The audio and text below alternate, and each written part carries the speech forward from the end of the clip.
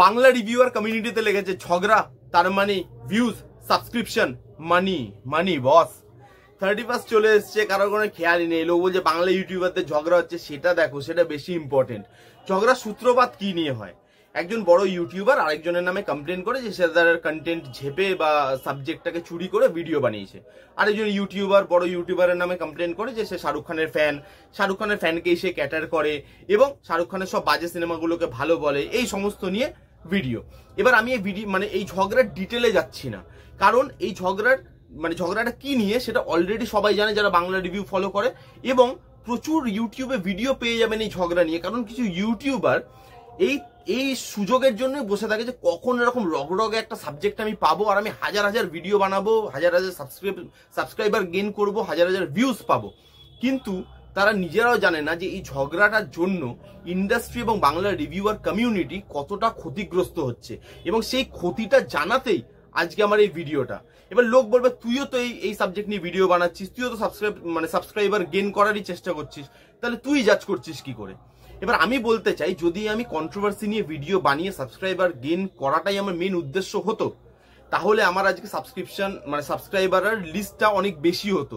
হাজার হাজার সাবস্ক্রিপশন নিয়ে আজকে আমি ভিডিও বানাতে বসতে পারতাম, আমার হাজার হাজার ভিউজ আসতো ভিডিওতে। বাট ভিউজের জন্য বা এরকম সাবজেক্ট নিয়ে কন্ট্রোভার্সি করলেই ভিউজ হবে সেজন্য আমি ইউটিউব চ্যানেলটা খুলিনি। আমি অনেস্টলি রিভিউ দিতে চাই এবং সেটাই এন্ড অফ দ্য ডে আমি দেওয়ার চেষ্টা করি। কতটা দিতে পারি সেটা তো অডিয়েন্স বলবে, বাট আমার মেন মোটো থাকে অনেস্টলি যাতে আমি রিভিউটা দিতে পারি কারোর ফ্যান হয়ে না, একজন রিভিউয়ার হয়ে তার ভালো খারাপ সবকিছু নিয়ে বিচার করতে পারি। এবং আপনি যদি আমার ভিডিও দেখেন তাহলে বুঝতে পারবেন যে এরকম খুব কম কন্ট্রোভার্সি আছে যেগুলো নিয়ে আমি কথা বলেছি নিজের ভিডিওতে। সেটা একটা বা দুটো, কোনো ফিল্ম সম্বন্ধিত কোনো কন্ট্রোভার্সি হয়েছে, তাতে আমার মনে হয়েছে যে আমার অডিয়েন্সকে আমার কিছু বলা দরকার, তখনই আমি ভিডিও বানিয়েছি। তাছাড়া এরকম কন্ট্রোভার্সিতে হাত শেখার পাবলিক কিন্তু আমি নই। এইবার এই যে ঝগড়াটা হয়েছে এর জন্য ইন্ডাস্ট্রির ক্ষতিটা কোথায় হচ্ছে সেটা আপনি ভালো করে বুঝে নিন এবং মাথার বুদ্ধি খরচা করে সেটা ভালো করে বোঝার চেষ্টা করুন। আজকে ইউটিউব কমিউনিটি বা ইউটিউব রিভিউয়ার কমিউনিটি বাংলা যেখানে আছে, আজ থেকে 5 থেকে 7 বছর আগে সেই জায়গায় কিন্তু আমাদের রিভিউয়ার কমিউনিটিটা ছিল না। তখন প্রচুর মেকার, প্রচুর ডাইরেক্টর অন ক্যামেরা এসে বলে গেছে যে এসব রিভিউয়ারদের আমার দরকার নেই, এসব রিভিউয়াররা ফিল্মের জন্য খুব ক্ষতিকারক, এই রিভিউয়ারদের রিভিউ শুনে লোক ফিল্ম দেখতে যায় না। সেই রকম জায়গা থেকে আজকে ইন্ডাস্ট্রি ইন্টারভিউ দিচ্ছে, স্ক্রিন শেয়ার করছে, আজকে থেকে প্রোডাকশন হাউস থেকে তাদেরকে লিঙ্ক দেওয়া হচ্ছে। এই জায়গায় ইউটিউব কমিউনিটিটা বাংলার গ্রো করে। এবার আজকে যারা বলেছে যে এই ইউটিউবার কমিউনিটি কোনো কাজে আসে না বা ইউটিউবার কমিউনিটি রিভিউ কোনো কাজে লাগে না, তারা আজকে হাসছে বসে যে দেখেছো এদের মাথায় চড়ানোর পরিণতিটা কি। এরা আমাদের অনেস্টলি রিভিউ কি করে করবে? এরা তো নিজেরাই খেয়ে খেয়ে মরছে যে এ আমার ভিডিও চুরি করেছে, এ শাহরুখ খানের ফ্যান। তাহলে আমাদের অনেস্ট রিভিউ দেবে আমাদের সিনেমা, সেটা আমরা এদের থেকে আশা করবো কি করে?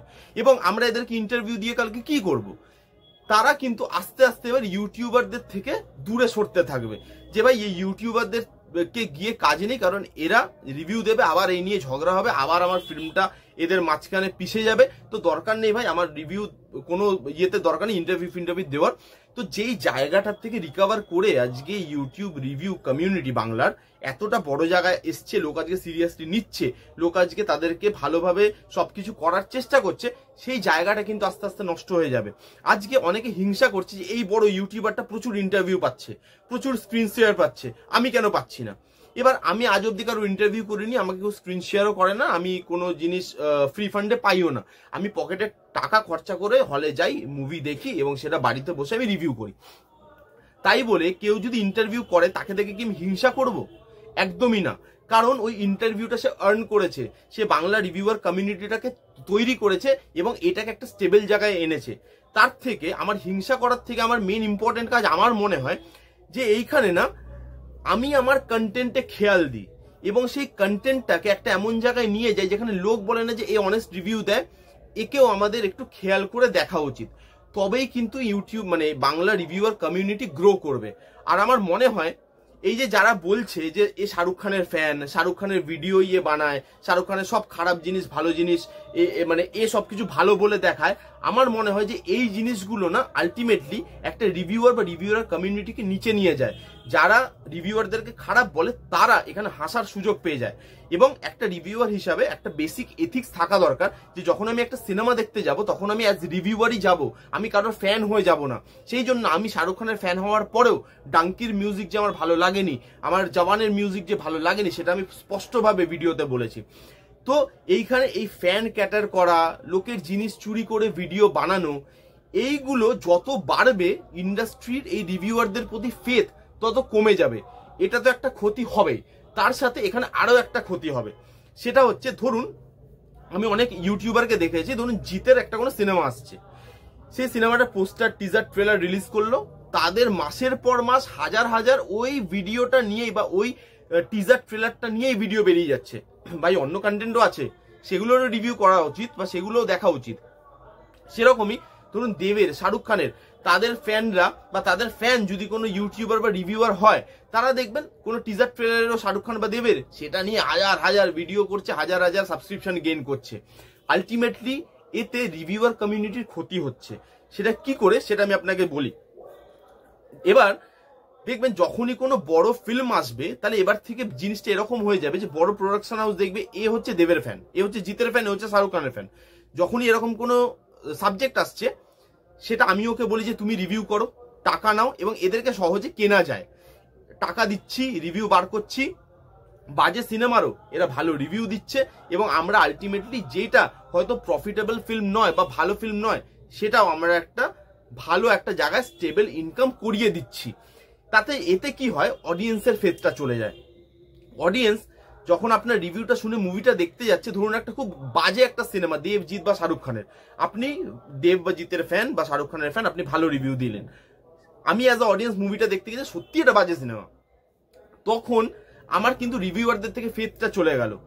এইবার এই যে মেকাররা তখন আপনাদেরকে ভাবতে থাকবে যে একে ভাই টাকা দিয়ে কেনা যায়, তো তখন আপনি একটা বিক্রির জিনিস হয়ে যাবেন। এবং ইউটিউব কমিউনিটি বা রিভিউয়ার কমিউনিটি এত বাজে জায়গায় পাঠাবেন না যাতে মেকাররা এটাকে অ্যাজ আ কি বলবো সেলেবল প্রোডাক্ট হিসাবে দেখে, যে একে কিনে নিচ্ছি, এ ভালো রিভিউ দেবে, আমার একটা স্টেবল ব্যবসা হয়ে যাবে। এইটা কিন্তু বেশি দিন চলতে পারে না। আজকে প্রধান বা কাবুলিওয়ালা ভালো ব্যবসা করছে কারণ কন্টেন্টটা ভালো। কোনো রিভিউয়ার যদি এটা খারাপ রিভিউ দেয়, তাও কিন্তু লোক গিয়ে সেই জিনিসটা দেখছে, সেই জিনিসটা বিচার করছে। তো এই জিনিসটা কিন্তু বেশি দিন চলবে না যে আপনি বাজে সিনেমা ভালো বলে যাবেন এবং পাবলিক সেটাকে কি দেখতে থাকবে, একবার ঠকবে, দুবার ঠকবে, 3 নম্বর বার কি হবে বলুন তো, রিভিউ দেখাই বন্ধ করে দেবে। এতে রিভিউয়ারের ক্ষতি, ইন্ডাস্ট্রির ক্ষতি, এবং আলটিমেটলি হলে গিয়ে যে সিনেমাগুলো প্রকৃত ভালো সেই সিনেমাগুলোর ক্ষতি।